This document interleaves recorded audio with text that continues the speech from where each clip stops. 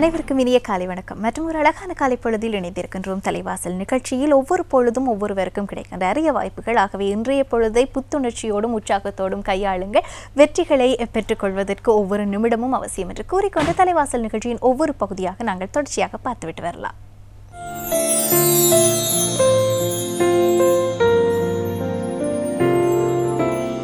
தலைவாசலின் அடுத்த பகுதியாக யாவரும் கேளீர் பகுதிக்குள் வந்திருக்கின்றோம். யாவரும் கேளீர் பகுதியில் இன்றைய தினம் நாங்கள் எதை பற்றி பேசப் போகின்றோம் என்றால், இந்த இல்லற வாழ்க்கை என்பது இன்றைய காலகட்டத்தில் அதிக அளவில் சச்சரவுகளோடு பணிச்சுமைகளோடு செல்வதாக இருக்கின்றது. இந்த இல்லற வாழ்க்கையில் மனவளக்கலை மூலமாக எவ்வாறு அமைதியை பெற்றுக்கொள்ளக்கூடியதாக இருக்கும் என்பது தொடர்பாகத்தான் இன்று பேசப் போகின்றோம். ஆகவே வாருங்கள் அந்த பகுதியில் காத்திரமான உரையாடல் ஒன்றை தொடரலாம்.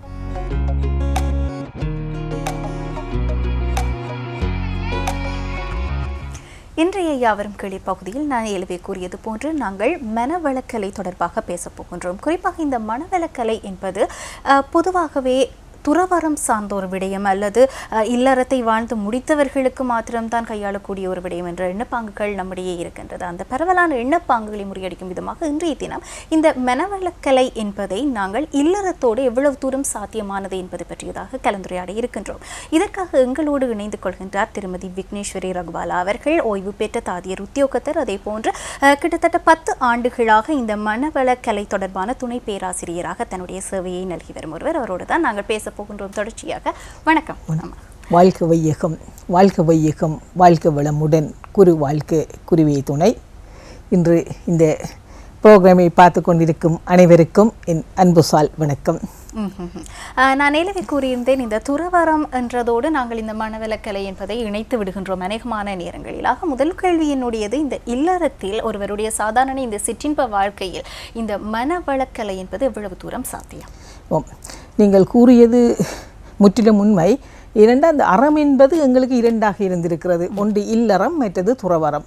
இது விவேகானந்தரிடம் ஒரு முறை போய் கேட்டபோது அவர் கூறினாராம், துறவரம் என்பது முழுதையும் துறந்துவிட்டு நாம் போவது, அதில் பெரிய சாதிப்பதற்கு ஒன்றும் இல்லை. ஆனால் இல்லறம் என்பது இந்த இல்லறத்துக்குள் இருந்து கொண்டு அனைத்து துன்பங்களையும் நாங்கள் அனுபவித்து அதால் மீள வேண்டும். ஆகவே இல்லறம்தான் சிறந்தது என்று எமது குருபிரானும் கூறுகின்றார். ஒரு நாங்கள் அதாவது ஆன்மீகத்தில் ஈடேற வேணும் என்றால் கட்டாயம் எங்களுக்கு இல்லறம் முக்கியம். இந்த இல்லறத்துக்கு முக்கியத்துவம் கொடுக்குறார். அதால் இந்த இல்லறத்தை பற்றி மகரிஷி கணக்க தத்துவங்களை எல்லாம் எங்களுக்கு தந்திருக்கிறார். இப்போ உதாரணமாக ஒரு பாடலே சொல்லியிருக்கிறார், இல்லம் கொண்டு பொருட்கள் ஈட்டி காத்து துணையாம் நல்லாளோடு இன்புற்று நாட்டுக்கு ஈகை புரிந்து நல்ல நெறியில் வாழுகின்ற வாழ்வுதான் இந்த இல்லறம் என்று சொல்கிறார். அதாவது இந்த இல்லறம் என்று நாங்கள் சொன்னால், அதாவது குடும்பம், இல்லறம் என்று சொன்னால் நாங்கள் குடும்பம். அப்போ இந்த குடும்பம் என்று நாங்கள் யாரை சொல்கிறோம் என்று சொன்னால், வாழ்க்கை துணை, பெற்றோர், குழந்தைகள், இந்த முக்கூட்டு இணைப்பு தான் இந்த குடும்பம். அப்போ இந்த குடும்பத்துக்கு ஒரு தலைவன் வேணும். அப்போ குடும்பத்துக்கு தலைவனாயிருப்பவன் இல்லறத்தான்.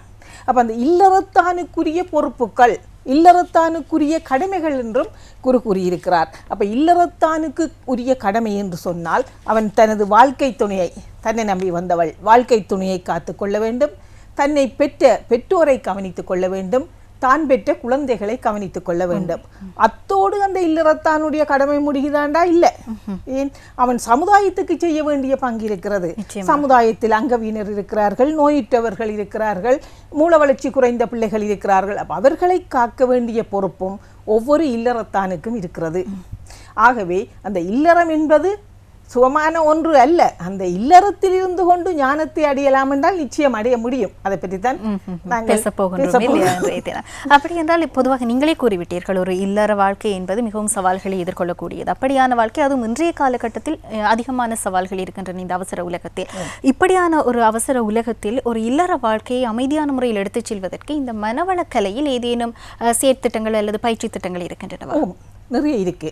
மகர்ஷியை பொறுத்தவரையில் மகர்ஷியின் நோக்கம் உலக அமைதியை கொண்டு, உலகம் அமைதியை அடையணும். அது எல்லாருக்கும் விருப்பமா? மகர்ஷியின் உள்ளத்தில் எழுந்த பெரிய ஒரு விருப்பமும் அந்த உலக அமைதி தான். அப்போ உலக அமைதி வரணுமெண்டா குரு சொல்றார், முதல் ஒவ்வொரு மனிதனும் அமைதி அடைய வேணும். அப்போ ஒவ்வொரு தனி மனிதனும் அமைதி அடைந்தால் அந்த குடும்பம் அமைதியாக போயிடும், அவன் இருக்கிற குடும்பம் அமைதியாக போயிடும். அப்போ அந்த குடும்பம் அமைதியாக போனால் பல குடும்பங்கள் சேர்ந்தது தானே சமுதாயம். அப்போ சமுதாயத்திலே அந்த அமைதி வந்துடும். அப்போ சமுதாயத்திலே அமைதி வந்தால் நாளடைவிலே அது உலகமீதியாக போகும். அதுக்கான ஒரு 150 வருஷம் என்றாலும் எடுக்கும். நாங்கள் இணைச்ச உடனே இலக்குவில் அடைஞ்சு முடியலாது போராட்டம், ஆனால் முடியும். அதுக்காக இந்த தனி மனிதன் ஒவ்வொருத்தருக்கு நலமடைகிறதுக்குரிய பயிற்சி திட்டங்கள். தனி மனிதன் என்று சொன்னால் நான் என்ன எடுத்தால் என்னில் உடம்பு இருக்கு, உயிர் ஓடிக்கொண்டிருக்குது. அப்போ உயிர் ஓடோட மனமாக இயங்கி கொண்டிருக்குது. அப்போ உடல் இருக்கு, உயிர் இருக்கு, மனம் இருக்கு. அப்போ மூண்டையும் வளப்படுத்தணும். அதுக்குரிய பயிற்சிகள் இந்த உடலை வளப்படுத்துவதற்கு எளிய முறை உடற்பயிற்சி என்று எங்களுக்கு தந்திருக்கிறார். எங்களோட உயிரை வளம்படுத்துறதுக்கு காயகல்ப பயிற்சி எளிய முறையில் எங்களுக்கு செய்யக்கூடிய 3 நிமிடத்தில் செய்யக்கூடிய ஒரு பயிற்சி, மிகவும் அற்புதமான பயிற்சி. அந்த பயிற்சியை எங்களுக்கு தந்திருக்கிறார். எங்களோட மனதை வளப்படுத்த வேணும், அதுக்கு அகத்தவ பயிற்சியை தந்திருக்கிறார், அகத்தாய்வு பயிற்சியில் தந்திருக்கிறார். தந்து போட்டு அதோட விடையில்லை, நாங்கள் ஒவ்வொருத்தரும் அந்த குடும்பத்துக்கு தான் இருக்க போகிறோம். அப்போ குடும்பத்தினுடைய நலனை பேண வேணும்.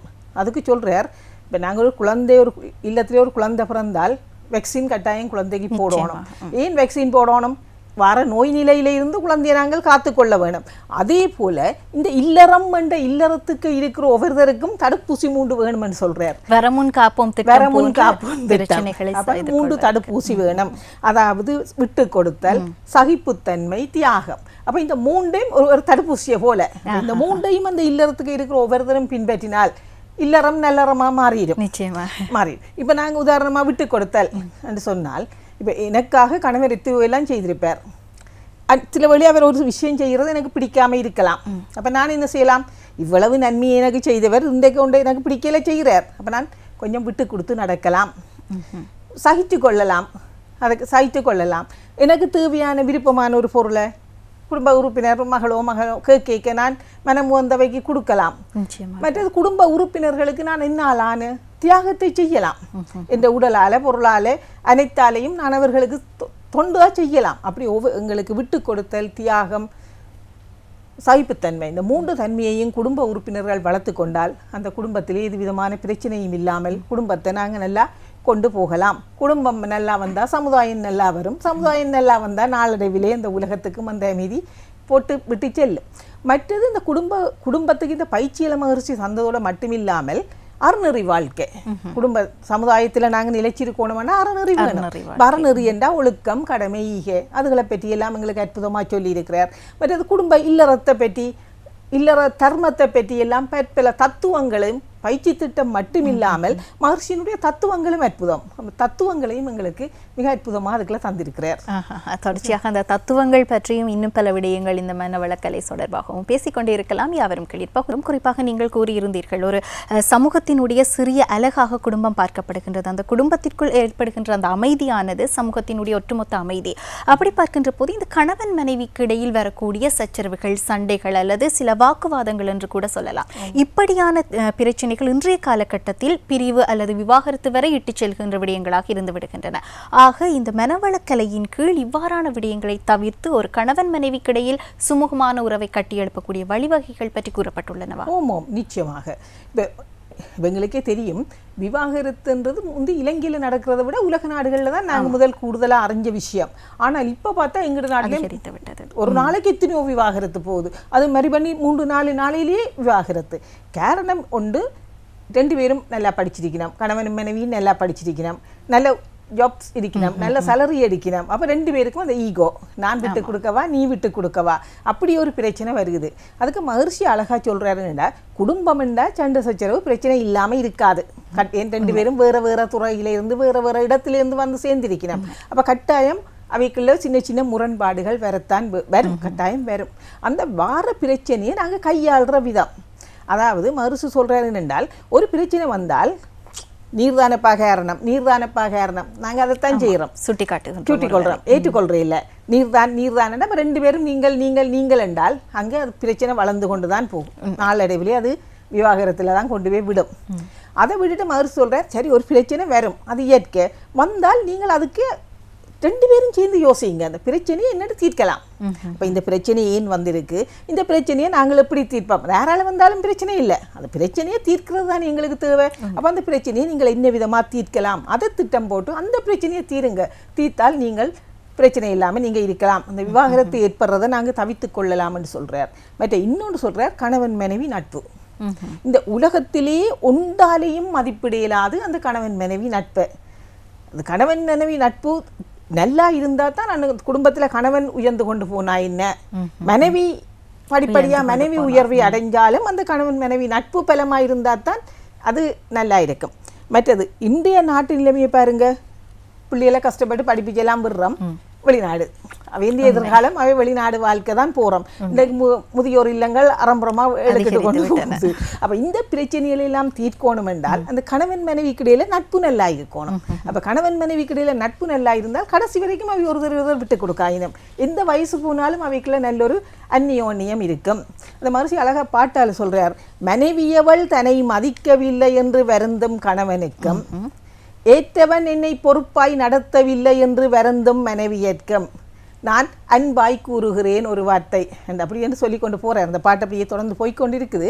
அது மகர்ஷி என்ன சொல்கிறார் என்று சொன்னால், நீங்கள் திருமணமாகின நாளில் இருந்து ஒவ்வொரு நாளும் தொடக்கத்திலெல்லாம் நல்ல வடிவாக ஒருத்தர் பார்த்து அந்நியோன்யமாக இருந்திருப்பினோம். அப்போ கணவன் உங்களுக்கு செய்ததை நீங்கள் மனைவியாக இருந்தால் கணவன் இதுவரைக்கும் மறைவநிலையிலேருந்து உங்களுக்கு செய்த ஒவ்வொன்றையும் வினையுங்க, ஒவ்வொன்றையும் வினைச்சினச்சு அவரை வாழ்த்துங்க, வாழ்த்தி கொண்டு வாங்க. வாழ்த்த போல வாழ்த்து எல்லாம் அலைதான் அலை சிஸ்டம் தான் எல்லாம். அப்போ நீங்கள் வாழ்த்துற அலை கட்டாயம் அவரை மாற்றும். அவருக்கு ஒரு உங்களுக்கு ஒரு தப்பு அபிப்பிராயம் வந்தால் கூட அதை மாற்றக்கூடிய வல்லமை அந்த வாழ்த்துற அலைக்கு இருக்குது. ஆனபடியால் நீங்கள் ஒவ்வொருத்தரும் மாறி மாறி கணவனை மனைவி வாழ்த்துங்க, மனைவியை கணவன் வாழ்த்துங்க. வாழ்த்தி கொண்டு வந்தால் உங்களுக்கு இடையில நிச்சயம் நல்ல அந்நியோன்யம் மிகும் என்று சொல்கிறார். ஆமாம், சிறப்பு. அப்படி பார்க்கின்ற போது எப்படியும் இந்த அற வாழ்க்கை என்பது என்னதான் இன்றைய காலகட்டத்தில் இல்லற வாழ்க்கை அதிகமான பணிச்சுமைகளோடும் அல்லது பல்வேறுபட்ட அவசர காலநிலைகளோடும் ஒத்து போகின்ற போது இந்த அற வாழ்க்கை என்பது எங்களால் இயைவாக இரண்டையும் சமாந்தரமாக கொண்டு செல்லக்கூடியதாக இருக்குமா? அது தொடர்பான ஏதேனும் உத்திகள் இருந்தால் அதை பற்றி கூறுங்களேன். கட்டாயம் நாங்கள் இப்போ சமமாக கொண்டு போகத்தான் வேணும். ஏனென்று சொன்னால் எங்களோட காலம் இப்போ மனுஷன் வாழ்க்கை காலத்தை எடுத்து பார்த்தோம்னா ஒரு 100 வருஷம்னு சொல்லுவோம் நாங்கள், ஒரு சராசரியாக 100 வருஷம். அப்போ அந்த 100 வருஷ காலத்தில் அரைவாசி காலம் இரவும் பகலும். அப்போ அரைவாசி காலம் எங்களை நித்திரையில் போனால் இந்த 100லே 50 வருஷம் நித்திரையில் போயிட்டு வந்து வையுங்க. 10 வருஷம் ஒரு குழந்தை பருவம், அறியா பருவம் என்று சராசரியாக எடுப்போம். கடைசி 10 வருஷம் எங்களுக்கு இயலாமல் போயிடும், முதுமை பருவம். அதிலே ஒன்றும் செய்ய இயலாது. அப்போ இடையில இருக்க போகிறது அந்த 30 வருஷம் தான். அப்போ அந்த 30 வருஷத்துக்குள்ள தான் நாங்கள் உழைக்க வேணும், எங்களோட குடும்பத்தை பார்க்கணும், பெற்றோரை பார்க்கணும், கடமைகள் இருக்குது, சமுதாயத்துக்கு செய்ய வேண்டிய கடமைகள் இருக்குது.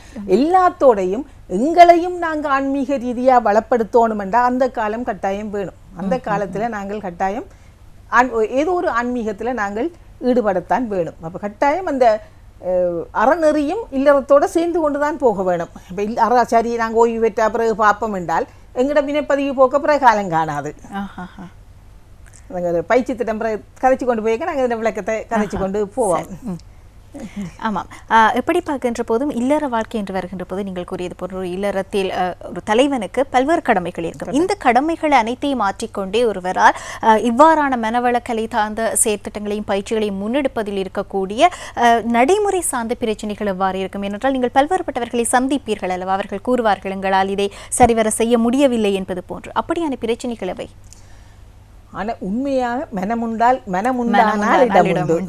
அதே போல இந்த ஒரு அறியாமை தான் இருக்குதுன்னு நான் நினைக்கிறேன். ஏனென்று சொன்னால் இப்போ நாங்கள் இந்த பயிற்சிகளை செய்து கொண்டு வந்தால் இப்போ நாங்கள் 8 மணித்தியாலம் செய்கிற ஒரு வேலையை 6 மணித்தியாலத்தில் செய்து முடிக்கலாம்.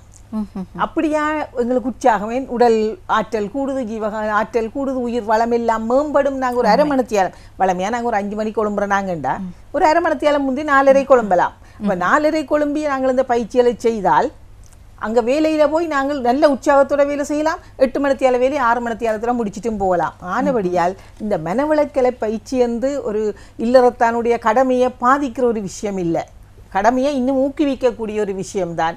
அறநெறியில் வாழக்கூடிய தன்மைகளை ஊக்குவிக்கும். ஆனபடியால் இது ஒரு தடை இல்லை. இல்லறத்தோடு சேர்ந்து இந்த அறநெறி வாழ்க்கை இந்த மனவளக்கலையையும் நாங்கள் கொண்டு போகிறது தான் சிறப்பு. அப்படி என்றால் இந்த ஞானத்தை அடைவதற்கான வழி என்ன? ஞானத்தை நாங்கள் இல்லறத்திலேருந்து அடையலாம்.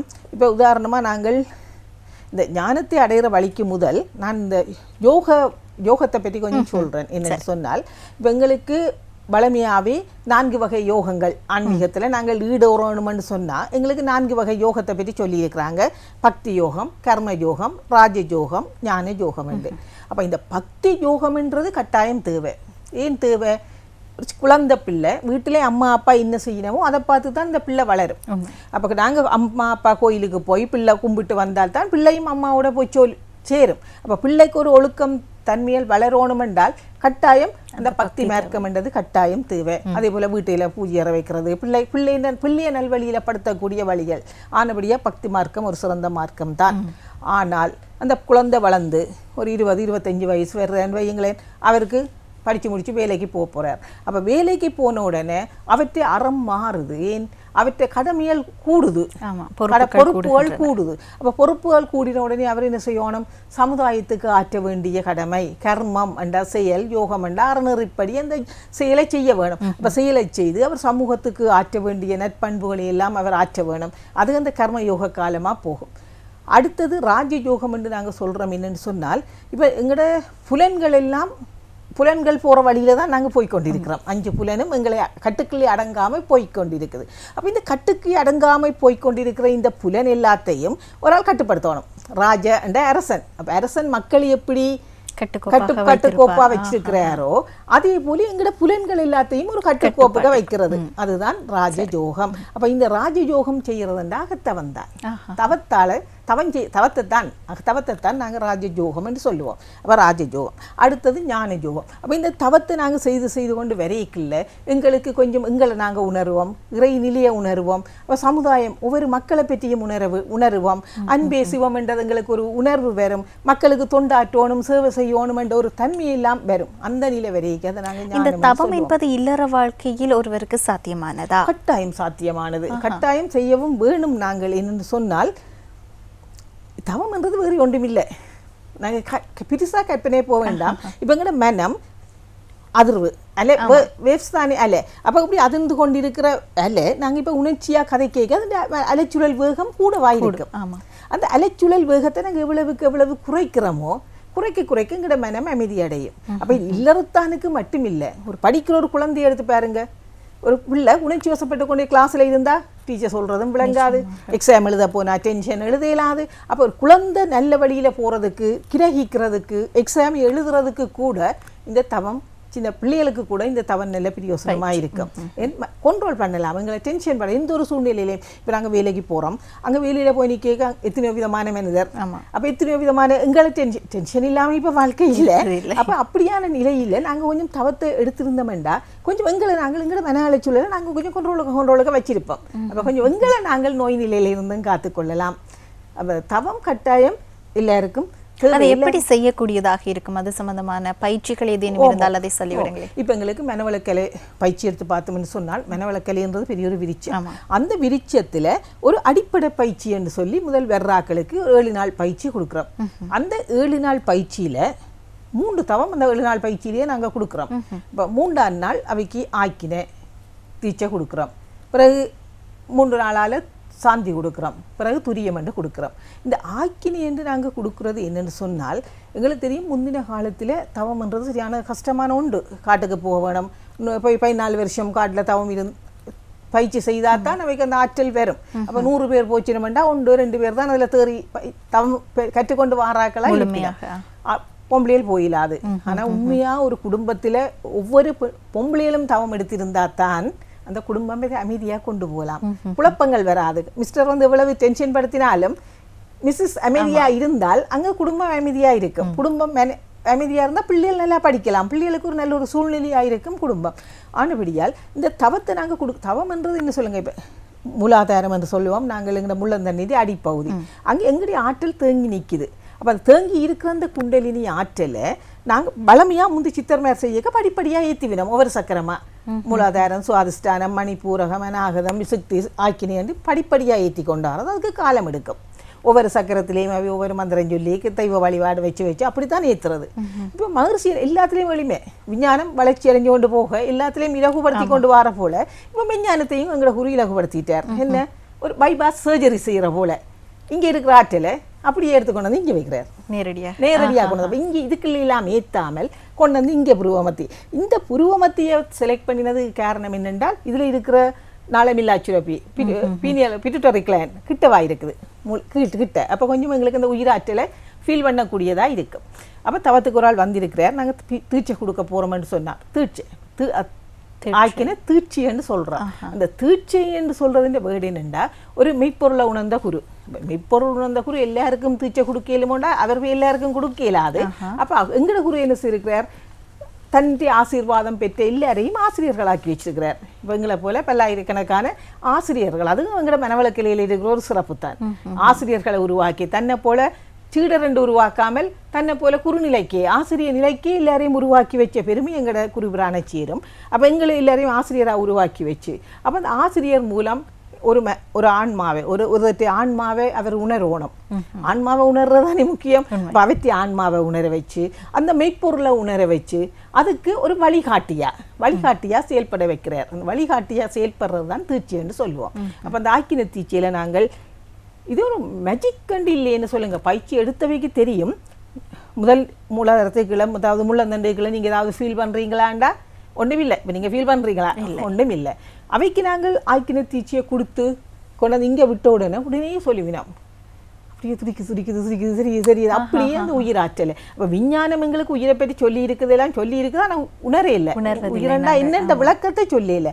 ஆனால் அவ தீட்சை எடுத்த உடனே சொல்லுவினோம் ஒரு நல்ல அற்புதமாக இருக்கும். உடனே சொல்லுவினோம் மேஜிக் போல எல்லாரும் உணர்ந்து எல்லாரும் சொல்லுவினோம். பிறகு நாங்கள் 3ஆம் நாள் அந்த ஏறின ஆற்றில் ரக்குவோம். அதை சாந்தி தீட்சை என்று சொல்லுவோம், இறங்குபடி. அப்போ கொண்டாந்து ரக்கி விட்ட உடனே ஐயோ எனக்கு சரி துடிக்குது. அப்போ இது ஒரு மூடு மந்திரம் இல்லை. அனுபவ ரீதியாக ஒவ்வொருத்தரும் உணர்ந்து கொள்ளக்கூடியதாக இருக்குது. அப்படி வீட்டில் இருக்கிற அனைவருமே கற்றவனாயிருக்கலாம் கல்லாதவனாயிருக்கலாம் யாராயிருக்கட்டும் எல்லாருக்குமே இந்த ஒரு ஆற்றலை எங்களுடைய ஆற்றலை நாங்களே உணரத்தக்க தன்மையை எங்களுக்கு தந்தது எங்களோட குறிப்பிடான் தான். இதை நாங்கள் மத ரீதியாகவும் நோக்கப்படாது. மனவளக்கலை என்றது ஒரு மதம் கடந்தது. எல்லா மதமும் சம்மதம் தானே. எங்கட உயிராற்றலை நாங்கள் உணர்றது தானே. அப்போ ஒவ்வொருத்தருக்கும் உயிராற்றல் இருக்குது. அவையவைன்ற உயிராற்றலை அவையவையை உணர வைக்கிறோம். ஆமாம். அதே நேரம் அவையவைன்ற தெய்வ நிலையையும் அவை உணரலாம். என்னை அறிந்தால் நான் பரமனை உணரலாம், இறைவனை உணரலாம். அப்போ அவையவே தங்கட மதநிலைக்கு ஏற்றபடி தங்கட இறைநிலையை அவைய உணர்றதுக்கு முதல் தன்னை உணர்றதுக்கு குருவர் வழிகாட்டுறார். அதாவது மனவளக்கலை ஒரு தனி மதம் இல்லை.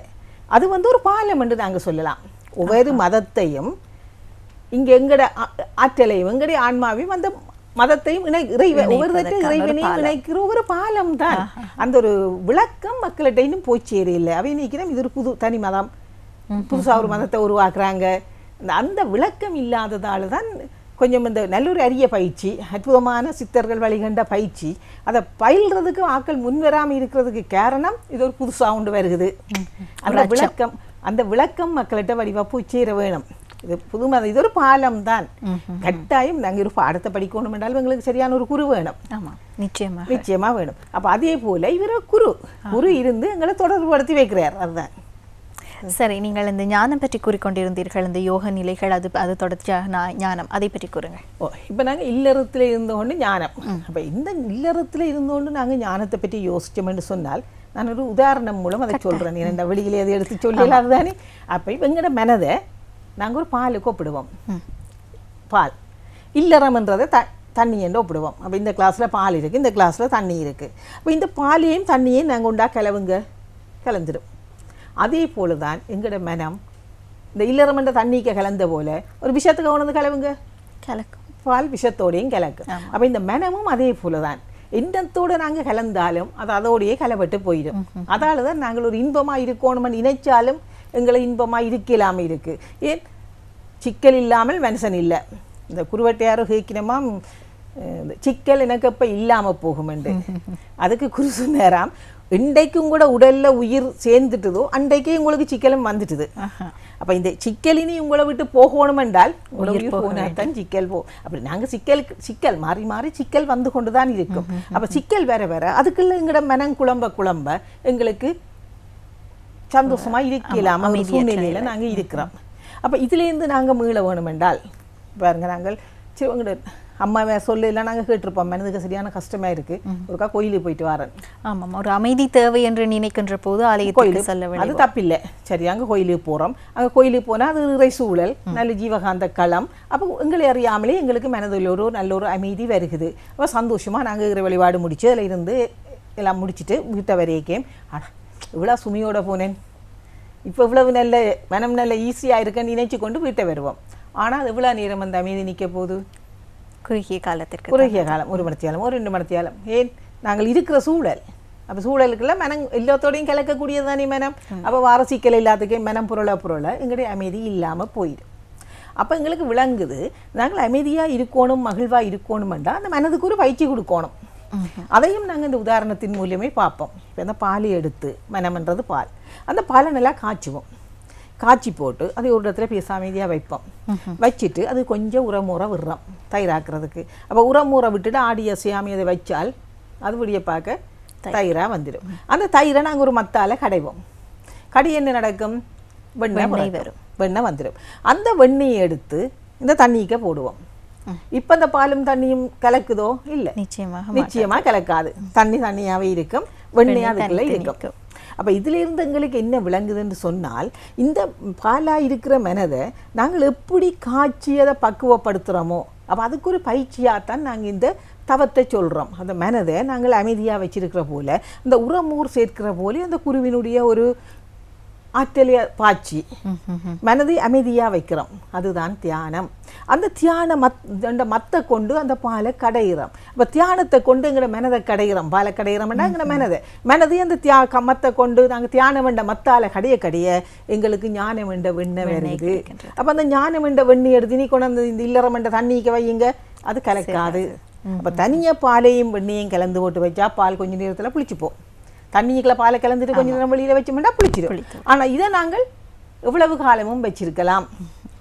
அப்போ இல்லறத்தில் இருந்தோண்டு நாங்கள் ஞானம் அடியலுமெண்டா நிச்சயம் அடியலாம். தவத்தை செய்யணும். தவம் செய்யறதுக்கு நாங்கள் காட்டுக்கு போக தேவையில்லை, வீட்டில் இருந்தே தவத்தை செய்யலாம். காலமே ஒரு 1/2 மணித்தியாலம், பின்னேரம் ஒரு 1/2 மணித்தியாலம் எங்களோட மனதை வளப்படுத்தி, எங்களோட உயிராற்றலை வளம்படுத்தக்கூடிய ஒரு பயிற்சிக்கு நாங்கள் இந்த நேரம் கொடுக்கறது தப்பில்லை தான். நிச்சயமாக தப்பில்லை. ஆனால் இப்போ சில பேர் கேட்கலாம், அப்போ நாங்கள் வந்த உடனே நாங்கள் கொஞ்சம் இந்த விதண்டாவாத சூழலுக்கே இருக்கிறோம். அப்போ கேட்போம், நாங்கள் சரி வந்து பயிற்சி எடுத்த உடனே எங்களுக்கு இந்த எங்களை நாங்கள் உணரலாமா, அந்த கடவுளை நீங்கள் காட்டுவீங்களா, அப்படி கேட்குறாக்களும் இருக்கிறோம். ஆனால் கொஞ்சம் எதுக்கு இப்போ நாங்கள் 1ஆம் வகுப்புக்கு போகாமல் அட்வான்ஸ் லெவலில் போய் இருக்கலாது, முடியாது. படிப்படியான வளர்ச்சி கட்டாயம் வேணும். ஏன்னா நாங்கள் இந்த 5 புலனாலையும் தானே இயங்கி கொண்டிருக்கிறோம். எங்களோட வாழ்க்கை இந்த 5 புலனோடையும் போராடி கொண்டிருக்கிற வாழ்க்கை. அப்போ இந்த 5 புலன் வாழ்க்கையிலேயும் இருந்து எங்களை நாங்கள் மீட்டு கொள்ளணும் என்று சொன்னால் கொஞ்சம் நாங்கள் பயிற்சி செய்ய வேணும். அப்போ தவம் செய்ய செய்ய செய்ய எங்களோட வினைப்பதிவுகள் என்ற ஒரு சாமான் இருக்கிறார் தானே. அப்போ நாங்கள் தவம் செய்ய செய்ய செய்ய அந்த பதிவுகள் கொஞ்சம் கொஞ்சம் போகும். அப்போ இந்த ஃபவுண்டேஷன் கோர்ஸில் எங்களுக்கு இப்படி தீச்சியை தந்துட்டு அதுக்கு பிறகு அகத்தாய்வு 1 அகத்தாய்வு 2 வைக்கிறார். எங்களுடைய ஆய்வை மனதை நாங்களே ஆய்வு செய்கிறது. அப்போ ஆய்வு செய்து எங்கள்கிட்ட இருக்கிற வேண்டாத குணங்கள் எல்லாத்தையும் நாங்களே போக்கிக் கொள்ளணும். ஒரு ஆள் வந்து நீ இப்படின்னு சொன்னால் நாங்கள் கேட்க மாட்டோம். ஆனால் எங்களை நாங்களே ஆய்வு செய்தால் எங்கள்கிட்ட இருக்கிற பிரச்சனை எல்லாத்தையும் நாங்கள் மனம் வைத்து செய்ய வேண்டும் இல்லையா? முக்கியமாக அது என்ன சொல்லுங்க, செய்ய விழுக்கிட்ட அப்புறம் தானாவே வந்துடும். என்ன சொல்லுங்க, அந்த முதல் வந்து ஒரு அந்த உயிரை உணர விழுக்கிட்டுட்டாருண்டா பிறகு அவருக்கு ஒரு ஈர்ப்பு வந்துடும். அந்த உள்ளுக்கு வந்து அந்த உயிரை உணர்வு மட்டும்தான் முன் வராங்க. இல்லை இப்போ உள்ளுக்கு வந்தாங்க விடினவும் இல்லை. அவை பிறகு தொடர்ந்து ஒரு பயிற்சியாக எடுத்துக்கொண்டு போயினோம். சிறப்பு. சரி, இது தவிர்த்து நீங்கள் ஏதேனும் சொல்ல வேண்டும் என்று நினைத்தால், ஏனென்றால் மக்களுக்கு இது தொடர்பான புரிதல் என்ற இடத்தில் நீங்கள் ஏதாவது சொல்ல வேண்டும் என்றால் இந்த விடயத்தை கூறுவீர்கள்? இல்லை, கட்டாயம் என்ன சொல்லுங்க, மனவளக்கையில கட்டாயம் அதை ஒரு மதம் சாராதது, ஒரு அன்பு நெறி.